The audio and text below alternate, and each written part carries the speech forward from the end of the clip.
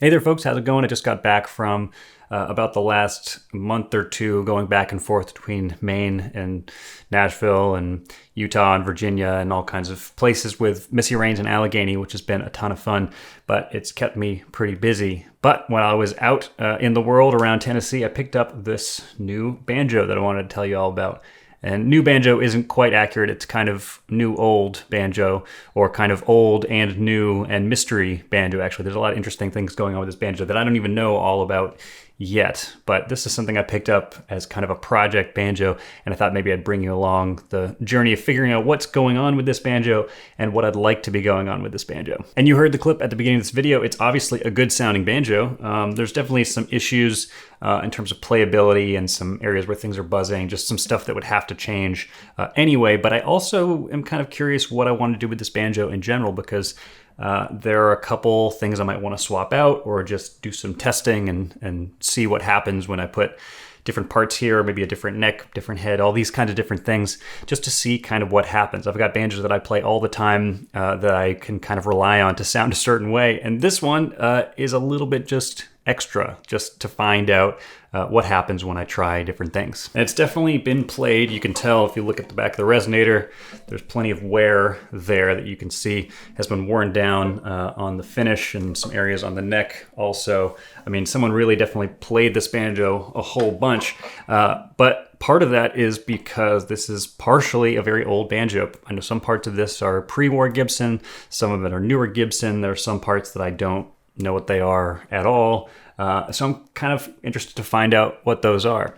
So hopefully in this video we can investigate all that and see where we go from there. And for the most part, I don't really spend a lot of time taking banjos apart, entirely. There are a lot of things that I'll tweak here and there, but for the most part, I just keep them together. It takes a lot of time, I kind of like the way my banjo sounds for the most part, so you don't really have to do that. However, with all the things that I'm kind of interested in doing to this banjo, and just finding out what's going on with it, I'm really kind of curious. And so the first step with all this is that we're just going to take this banjo apart completely. Just every part that can be taken off will be taken off. So long as I have the power to do it. There's some things I'll leave on. I'm not going to take the tuners off, but we'll see. We'll see what else is going on with the rest of this banjo.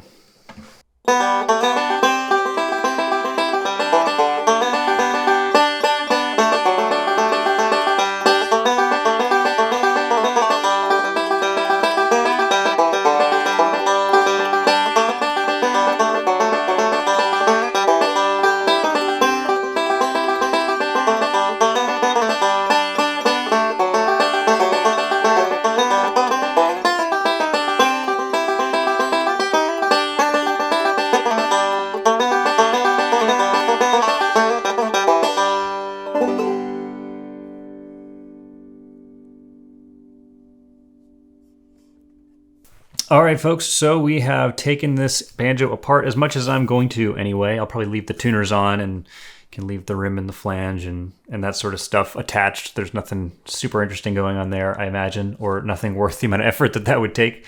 But there's already some other kind of fascinating stuff that I've found, which you'll find if you take apart basically any banjo, that kind of tells the story a little bit, at least, of what's going on with the instrument, because especially with any old instruments, anything that's been around a while or something that's been played a lot or used a lot, things happen to these instruments, and you either have to repair them or maybe just make adjustments, or there's all kinds of interesting things that could tell the story of where this has been, because it's kind of been all over. One of the first things I found, this banjo apparently had not been taken apart in I think 7 or 8 years, which kind of just means it's settled into whatever it settled into, and got stuck that way.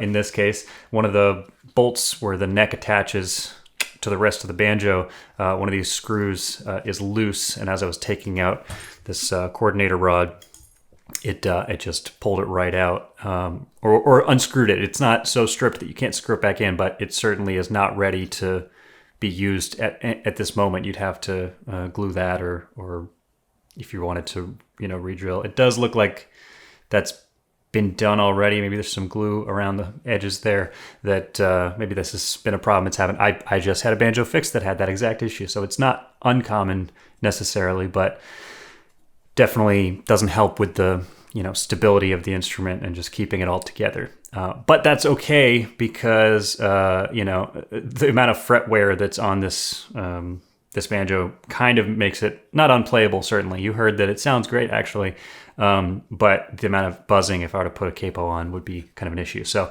we'll talk more about this neck later, but that's one of the most immediate things that I noticed. Another interesting thing is that there's this strip of tape, maybe 2 layers of masking tape around the rim here, which people will sometimes do to make the tone ring fit a little better. So we'll kind of talk about that more later, talk about what this rim and tone ring are, later. But that's kind of fascinating. I've seen that before, and I've done that before to try to make a tone ring fit a little bit better. So we'll see if we're going to do anything about that, or maybe even just leave it. That could be fine. And then the rest of it is just some kind of funny odds and ends you'll find with banjos once in a while, is that there's 3 of these thumb screws to put on the resonator, 2 of which match, 1 of which does not, and then a random nut that just isn't the same size as all the other ones and has clearly kind of been stripped, meaning somebody tried, like I did, to use the same size wrench to get it off and failed, and luckily I could just kind of get it off my fingers. I have another wrench, but was nice to not have to get up and go find it. So just kind of interesting things that you'll find about these instruments once in a while is that, parts of this instrument are, 80 years old. Parts of it are, probably less than 10 years old, possibly. Tough to say. And so a whole bunch of things can happen to all these parts over that amount of time, either from the, playing it, from the wear and tear of just playing the instrument, could be from choices people have made in order to put certain parts together or repair things or not repair things that get worse. Accidents happen, all this kind of interesting stuff, none of which is super consequential, I guess, although it is a little bit fascinating. So what I think we're going to do is I'm going to do a little bit of research, because I know what some of this stuff is. Some of it I just have some questions about what exactly I'm looking at. And then we'll come back and I'll just do an overview of everything I can tell you about all of these parts. So I got to go check out some of that, ask some friends some questions, people that know things that I certainly don't. And then we'll find out what we're looking at and make some choices about what we're going to do. All right, folks, so it's been about a week, and I've figured out just about everything I care to know about this banjo in terms of where things come from or how old they are or whether or not I want to keep them or change them or whatever it is. So let's go over what we've got. Now, the reason I bought this banjo in the first place are 2 specific things. Well, actually kind of 3 things, but the 2 first ones I looked at were the rim and the resonator. That is because both the resonator and the rim are pre-war, meaning pre-World War II. And they actually match each other. So this resonator goes together with this rim, and they were both put together and used for the same banjo in what appears to be 1932, I think.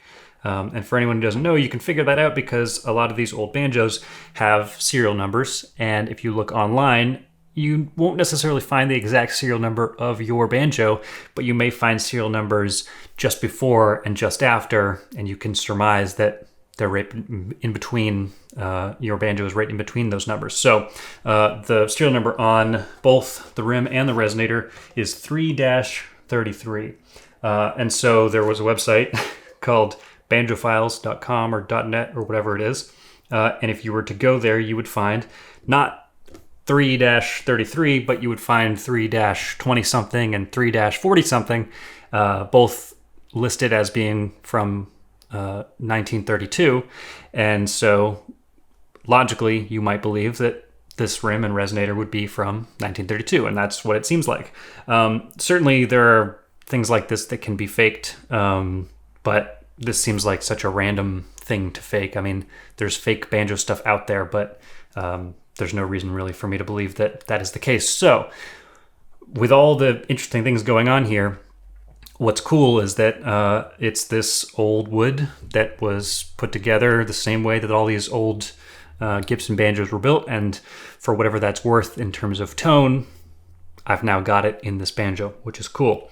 And they seem like they're in great shape. I mean, obviously there's like a ton of, wear on this, but that doesn't really matter to me at all. And the rim is in great shape and is pretty much circular. I mean, one thing I noticed that I told you about earlier was that there's masking tape around the edge of the rim here, which is something people will do to keep the tone ring on there securely. Not too securely, but at least not rattling around. And there's other things you can do about that, but I'm just going to leave the tape as it is because the banjo actually sounds great. I don't really want to mess with it.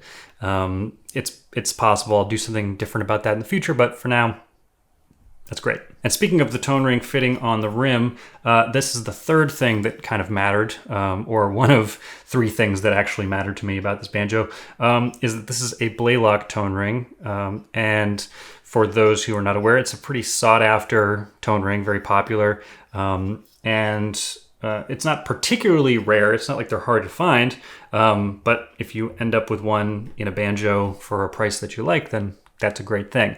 I've already got a Blaylock tone ring in my TB11, which you've probably seen in videos before. That's a no-hole. This is a 20-hole. I'm not the biggest gear guy, but the only difference between a no-hole and a 20-hole or a 40-hole or however many holes there are in the ring is it's the same thing. There's just holes drilled in it, and it sounds different. That's as simple as I can put it. And it's really as much as I understand it, which is fine. But I've been pretty interested lately in trying rings that are 20-hole rather than no-hole, and just kind of experimenting with what that sound is like, even though I promise you I can't put it into words or really articulate anything in particular about it, but that's okay. I just happen to like the way they sound. Interestingly, it is inscribed inside. It says Blaylock 506, which I don't know if serial number is the right word for it, but I guess kind of a serial number, so you know when this was from. And again, interestingly, I ended up finding a Banjo Hangout classified ad from a number of years ago, where this ring was being sold. So, and it turned out I actually knew the person who was selling it, so I could reach out and see if they knew anything about it. For whatever that's worth, apparently it was completed in May of 2006. So again, not really that consequential in terms of information, other than just kind of neat, I guess. So it's just one of those little things you know about the story of where these parts have been. I always find that kind of interesting that, this banjo hasn't always existed just like this. Every part kind of had to come together in some sort of interesting way, which it has. So I find that kind of neat. Now, beyond that point, the rest of the banjo, I really didn't care that much about. Just looking at the pictures before I bought it, I could tell that those were kind of the special things about it, and everything else was going to be a little bit wild card. Maybe it would be great, and maybe it would just be parts. And I was fully prepared to tear the whole thing apart and find a whole bunch of new parts. But I think actually I'm going to keep most of it as it is, with some smaller changes. One thing I found was that the flange around the rim and most of the hardware is certainly not pre-war. And I learned a little bit more about some of these pieces just by doing some research, because I really don't know a lot of this stuff right off the bat, nor do I spend a whole lot of time researching it until it's a banjo that actually I have in my possession, and then I'm kind of curious about it. But one thing I learned was that at some point they had a large die that they would use to make these flanges, die cast, so they would cast these flanges, and they had one large die that they would use to cast all of those flanges. Allegedly, from what I read, all the way from the beginning through the 90s or even later, which is kind of crazy to me. But what I found was that over time, over such a long period of time, it became damaged. There were problems with it, and they had to have it repaired. And eventually, they had it repaired in such a way that it would inscribe, or it would include on flanges, Gibson, USA.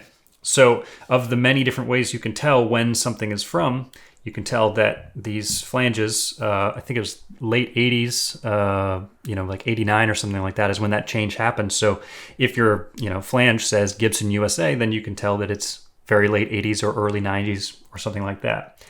That doesn't really mean a whole lot in terms of the quality necessarily, because personally the metal hardware to me is not super important tone-wise, or, unless there's something really wrong with it, probably doesn't matter a whole lot at all. But it's not hugely surprising. That's not super uncommon for especially the flange to be not pre-war and not matching the rest of the banjo. You can find plenty of them out there, but the older metal gets damaged way easier, and over time it will warp or it will crack or break or whatever it is. So one of two things is not unheard of, which is that you'll either replace it with newer hardware like this, or you'll find some other pre-war hardware, which you'll then put on a different pre-war banjo. So it's all pre-war, but it's not all from the same banjo. And there's a lot of different ways that all happens, Now, one thing that ended up being kind of lucky about this purchase was the tailpiece, which is not something that I could really tell when it was from. It just... you could just tell it was a tailpiece, so who knows? But it turns out that this is, in fact, a pre-war Grover Patent Presto tailpiece, which, if you don't know, is kind of a coveted and sought-after tailpiece. And the way I learned that you can tell if it's pre-war, which is kind of fascinating, and I don't know exactly what causes this, is that there's just a marking, a kind of oval-shaped marking on the underside, that is just common with all these pre-war Presto tailpieces. And so if it's got that, then that's how you know. One other interesting thing is the armrest. Not something I usually spend a whole lot of time thinking about. I'm pretty sure this is not pre-war, although it does look pretty old. I don't know a whole lot about, the armrests and what they are supposed to look like for certain eras. Again, it doesn't mean a whole lot to me in terms of the tone, though there being an armrest or not certainly does have an impact on the tone, but I don't seek out particular materials or eras necessarily. I don't think that's going to break anything. But one thing that is significant is that this definitely has a big crack in it, which... no matter what this is, I don't really want it to get any worse because I don't want the banjo to be falling apart or be loose or anything like that. So I am going to replace that. And I'm using this opportunity to replace it with something I've never used before, which is a wooden armrest. And I saw this in an interview with Bela Fleck when he was talking about he played with no armrest for a while, thinking that sounded better. He tried a bunch of different armrests, and then he settled on this particular wooden armrest. I believe it's the Little Mountain armrest. Something like that. This is not an ad. It doesn't seem special compared to many other armrests, except that it attaches in an interesting way, I guess. But he prefers it.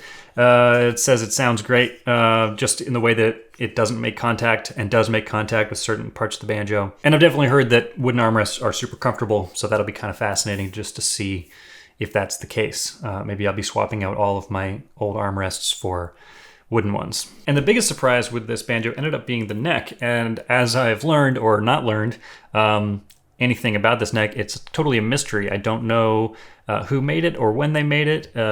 And it does appear to have had some, different issues with it that have been repaired. But I don't really know anything else about it. I just ended up really liking it when I was playing it. I filmed some examples of just playing the banjo before, taking it apart and talking about it. I was thinking I'd probably just put something else on instead of this neck, but as I was playing those examples and just playing this banjo more, I ended up just really liking it. All I really know is that it appears to be mahogany, and so the reason that I'm filming this a week after my previous section of this video is that I actually dropped it off to have new frets put on. Some of these frets were just the first three or so were just so flattened and so much lower that in order to get anything resembling, a regular note with no buzzing, the action had to be really, really high. And even then it was still buzzing. So now I've got some nice clean frets on here, and this thing actually will play great once I can get it all together. I'm also going to throw a new head on here, just a Remo high crown, top frosted, just the regular stuff, nothing crazy, and a Silvio Ferretti bridge. Silvio Ferretti out of Italy, who makes for my money, the best bridges you can get. I don't think I have a banjo that doesn't have one of his bridges on it right now, by virtue of trying out a bunch of different bridges, and then those are the ones that I just like the most. So if you can get your hands on one of his bridges, I would go for it. And that's pretty much everything. That's all the stuff that I'm choosing to include into this project, and now I just have to get it together and see if it all works out the way that I want it to.